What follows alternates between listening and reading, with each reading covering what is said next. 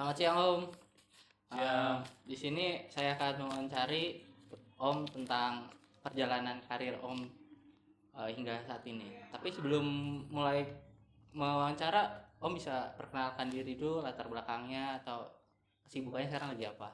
Oke, perkenalkan nama saya Endi. Saya seorang pebisnis tapi tidak yang besar. Bisnis yang saya lakukan adalah di bidang properti. Saya sudah bergerak di bidang properti selama kurang lebih 5 tahun. Tapi sebelum 5 tahun itu saya sudah ada pengalaman ikut di perusahaan properti sebelumnya. Sekarang sedang mengerjakan beberapa proyek. Eh, Memang saya sih masih bergerak properti di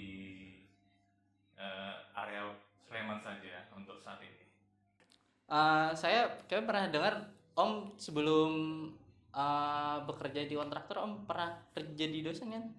Ya, sebelumnya saya memang pernah menggeluti perdosenan itu karena memang di waktu itu saya memang dibutuhkan oleh seorang teman yang juga seorang dosen di salah satu universitas swasta di Jogja, sehingga mau tidak mau saya mencoba menggeluti mencoba untuk menjadi seorang dosen, tapi tidak terlalu lama karena kalau tidak salah kurang lebih 2 tahun, karena ternyata setelah saya telisik eh, ternyata untuk mengajar itu butuh skill yang lebih tinggi lagi dari sekedar men-share tentang ilmu, tapi kita juga membutuhkan ilmu tentang cara untuk menyampaikan komunikasi terhadap mahasiswa yang ternyata saya kurang sekali di bidang itu. Jadi saya cuman 2 tahun aja kemudian saya menyudahi. Oh iya, kalau ngajar tuh emang butuh energi gitu ya Om ya?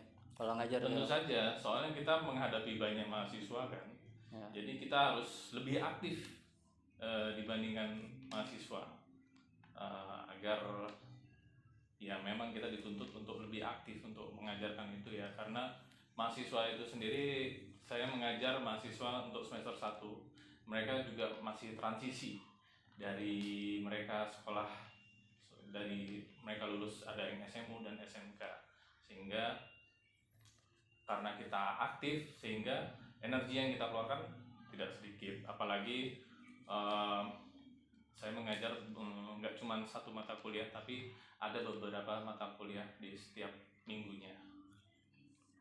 Langsung aja mulai apa ke pembahasannya tentang karir Om. Ya, Yang pertama pertanyaan saya, apa sih motivasi Om bisa berkarir di bidang konstruksi itu? oke. Motivasi Om apa? Untuk motivasi sebenarnya lebih cenderung ke ini ya, hobi. Karena saya menggeluti dunia arsitektur. Dulu saya mempunyai hobi seperti menggambar, mendesain, melukis. Jadi sepertinya di hobi saya itu lebih cocok. Mempunyai passion jika saya tuangkan di hal desain mendesain di arsitektur seperti itu. Om juga tapi dulunya kuliah arsitektur juga. Betul, saya mengemban ilmu S1 arsitektur di UI, Universitas Islam Indonesia. Lanjut ya pertanyaan yang kedua, apakah ada sosok atau seseorang yang memiliki pengaruh besar terhadap karir Om saat ini? Kayak awal mulai Om berkarir itu apakah ada kayak sosok panutan gitu, saya pengen jadi ini gitu. Ada apa enggak? Oke, untuk motivasi sih sebenarnya tidak ada, karena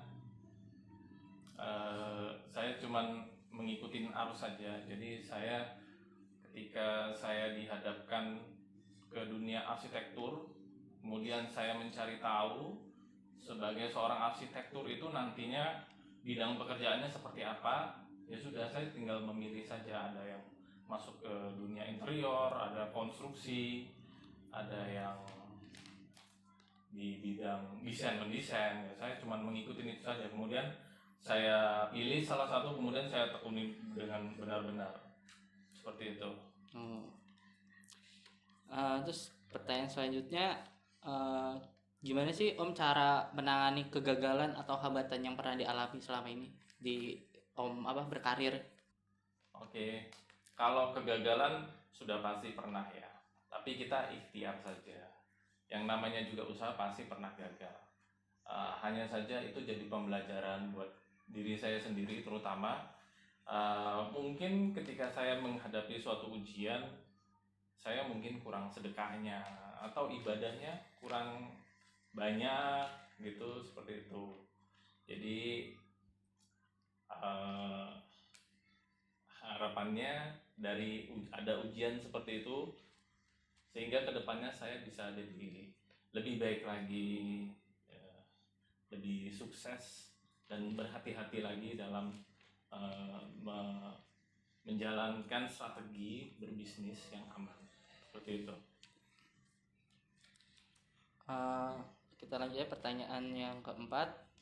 Pencapaian terbesar apa yang pernah Om raih gitu, terus bagaimana perasaannya saat itu saat mencapai pencapaian tersebut?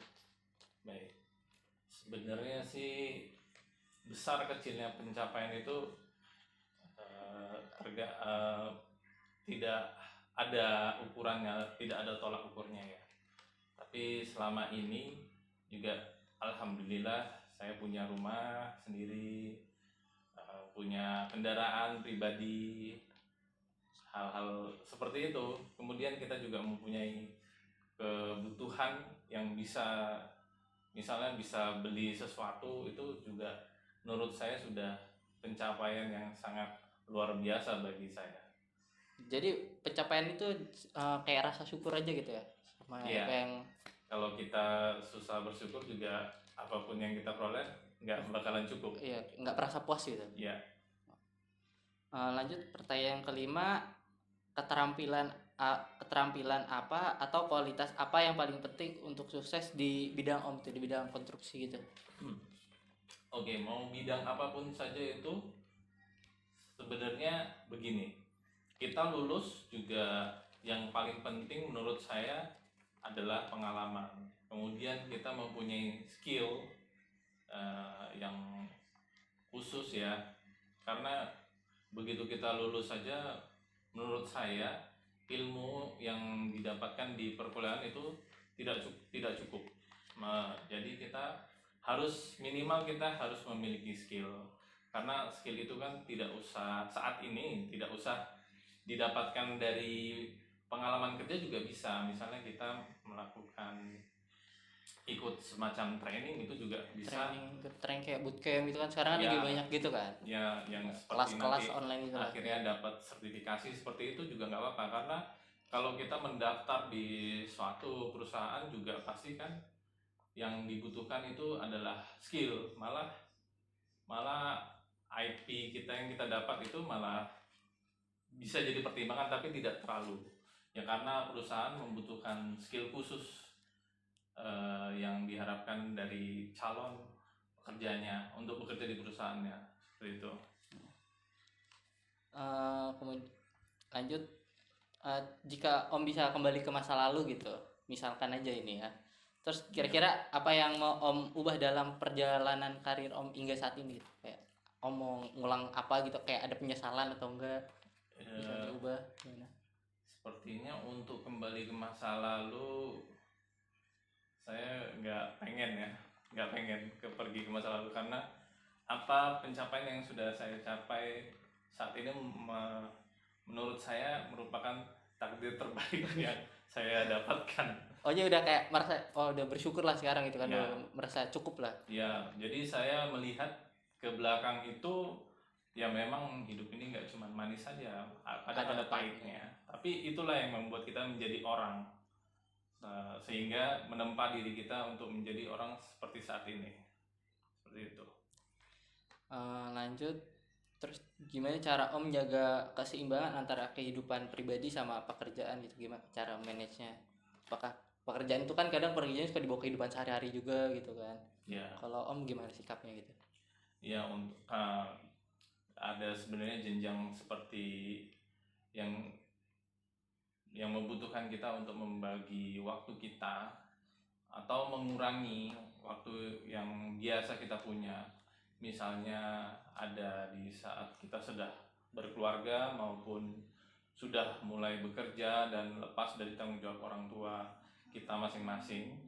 Sebenarnya kita ada hal yang memang harus kita korbankan, ya terutama waktu berkumpul bersama teman, waktu bermain atau me time itu sudah pasti akan berkurang, karena waktu yang berkurang itu kita alokasikan untuk misalnya untuk pekerjaan kita, atau kalau kita sudah berkeluarga kita alokasikan untuk anak istri kita. Ya seperti itu, mau nggak mau harus kita bagi waktu kita. Kemudian nih pertanyaan terakhir nih penutup. Eh, proyek atau inisiatif apa yang paling Om banggakan? Misalnya kayak proyek pertama kali Om bisa bikin rumah gitu kan terus ngejual tuh, apakah Om merasa bangga atau ada proyek lain lah yang paling Om banggakan gitu atau merasa puas banget? Baik, untuk pencapaian yang menurut saya sangat membanggakan adalah ketika saat saya dulu bekerja sebagai karyawan, saya pernah melihat terutama di ini ya, di bidang yang saya geluti di perusahaan itu, properti adalah menjadi seorang pemilik perusahaan seperti itu, sehingga ya karena saya waktu itu dimulai dari tanpa apa-apa dan akhirnya saya juga bisa mendirikan perusahaan kecil lah di bidang properti yang sampai saat ini alhamdulillah masih berjalan. Semoga kedepannya juga lebih baik lagi.